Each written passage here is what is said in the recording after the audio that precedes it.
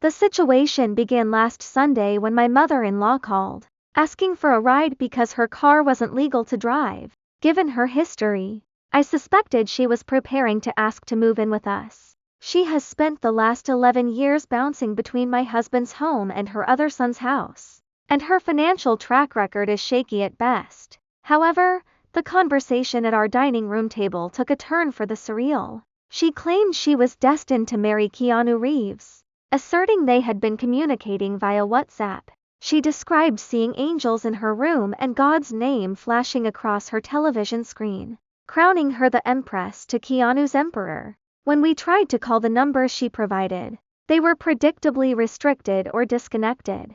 We explained it was a scam, but she was insistent. By Wednesday, I was deeply concerned. I dropped her off for her chemotherapy treatment for lymphoma and immediately called the nurse. I reported her auditory and visual hallucinations, hoping the medical team would check for chemical imbalances or medication reactions. I had already taken her to an urgent care clinic the day before to rule out a urinary tract infection, which is a common cause of sudden confusion in the elderly, but the results were inconclusive. The fallout was immediate and severe. Later that afternoon, a friend informed us that the hospital had placed her in a secure room and initiated a 96-hour psychiatric hold. When the tests including blood work, a psychiatric evaluation, and a brain scan all came back at baseline, the hospital cleared her for release. When we arrived at the emergency room to pick her up, she was vibrating with rage. She knew I was the one who had alerted the staff.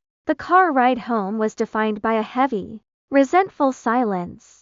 My husband, who has spent years bailing her out of payday loans and buying her cars, finally snapped. He yelled, frustrated that his genuine concern for her health was being met with such hostility. Despite her limited retirement income and history of poor financial choices, she had recently been hinting that we should buy her a cabin or a condo.